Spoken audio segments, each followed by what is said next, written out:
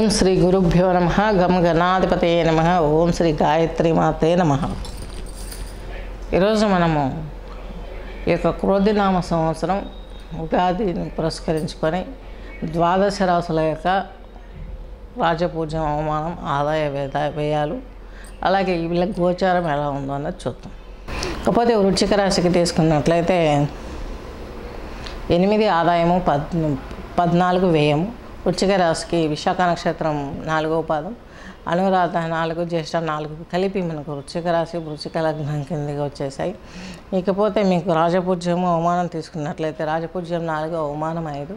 ఈ వృశ్చిక రాశి వృశ్చిక లగ్నం వారికి, వృశ్చిక రాశి వృశ్చిక లగ్నం వారికి మీకు ఈ యొక్క ద్వితీయాధిపతి, పంచమాధిపతి అయినటువంటి బృహస్పతి ఇన్ని రోజులు 6వ ఇంట్లో ఉండి చాలా ఇబ్బందులు ఫేస్ చేశారు. ఈ యొక్క అక్టోబర్ 31 వరకు కూడా చాలా ప్రాబ్లమ్స్ ఫేస్ చేశారు. 2023 అక్టోబర్ 31న రాహుతో కూడినటువంటి బృహస్పతి గురుచండాల యుగంతో ఉన్నాడు. ఆ టైం అంతా చాలా ప్రాబ్లమ్స్ ఫేస్ చేశారు. ఆ తర్వాత గుడ్డిలో మెల్లన్నట్టుగా కొంత మంచి ఫలితాలను చూశారు. సంతానానికి సంబంధించి వివాహాది పుణ్య కార్యక్రమాలు చేసుకుంటూ ఆనందంగా ఉండగలిగారు. జీవితంలో సాధించాలి అనుకున్న ముఖ్య ఘటనలన్నీ సాధించుకొని ఒక ఇల్లు నిర్మించుకోవడం కోసం కావచ్చు, అలాగే కొంత రియల్ ఎస్టేట్ భూములు కొనడం, అమ్మడం, ఇలాంటి బిజినెస్లు కావచ్చు, ఇవన్నీ కూడా పుంజుకునే అవకాశం స్పష్టంగా మే 1 నుంచి ఇంకా అభివృద్ధిలోకి వస్తాయి.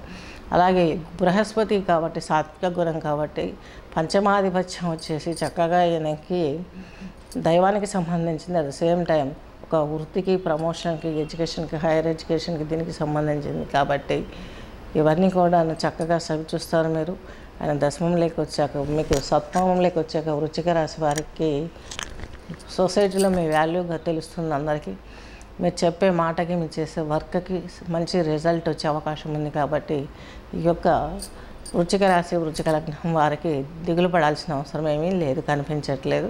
అలాగే బృహస్పతి మీకు పంచమ వీక్షణ ద్వారా మీ లాభస్థానాన్ని కూడా చూస్తున్నాడు కాబట్టి, లాభంలోకి ఎత్తు ఉన్నాడు కాబట్టి దైవబలంతో ముందుకెళ్తారు.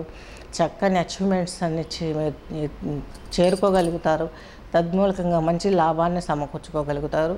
అలాగే ఈయన భాగ్య వీక్షణ ద్వారా బృహస్పతి మకర రాశిని చూస్తారు కాబట్టి ఇక్కడ కూడా మీకు ఇది 3వ ఇల్లు కాబట్టి సోదరాల సౌఖ్యంతో చక్కగా ఉండే అవకాశాలు స్పష్టంగా గోచరిస్తున్నాయి.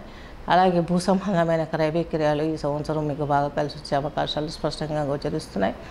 అట్ ద సేమ్ టైం మీకు నరాలకు సంబంధించినటువంటి అనారోగ్య సమస్య, మజిల్స్ పట్టివేయడం, ఇవన్నీ కూడా చవిచూస్తూ ఉంటారు కాబట్టి వీటిల్లో ఉన్నటువంటి అనారోగ్య లక్షణాలు మన మీద పడకుండా ఉండాలంటే మన రాశిని చూస్తున్నారు కాబట్టి మీరు చేయవలసింది చక్కగా సర్వయోని ముద్ర వేయగలిగినట్లయితే ఈ రూపంలో ఈ ముద్ర వేయగలిగినట్లయితే దీని మూలకంగా మీకు వచ్చే అనేక రకమైనటువంటి ఆరోగ్య సమస్యలు, ఫైనాన్షియల్ ప్రాబ్లమ్స్ ఇవన్నీ క్లియర్ అవుతాయి.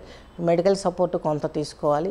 ఈ ముద్రలో కూర్చొని ఓం భూర్భువస్వః తత్సవితుర్వరేణ్యం భర్గో దేవస్య ధీమహి ధియో యో నః ప్రచోదయాత్ అనే మంత్రాన్ని 21 సార్లు కానీ, 11 సార్లు కానీ, 108 సార్లు కానీ పఠించినట్లయితే చాలా మంచిది. బ్రీతింగ్ చేస్తూ ఇది పఠించాలి.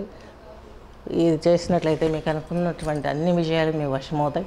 మీకు దశమ కేంద్రాధిపతి అయినటువంటి యొక్క సూర్యభగవాను నక్షత్రమైనటువంటి యొక్క సింహరాశిని శని భగవంతుడు చూస్తున్నాడు.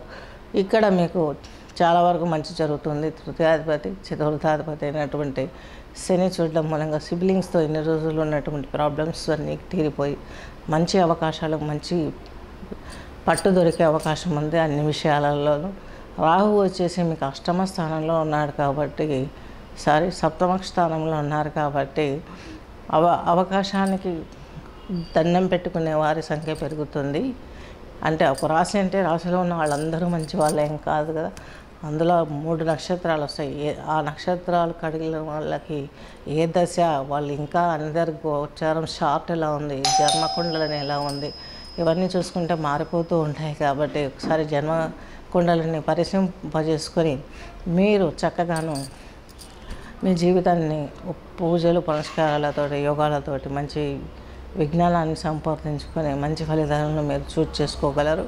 శుభం.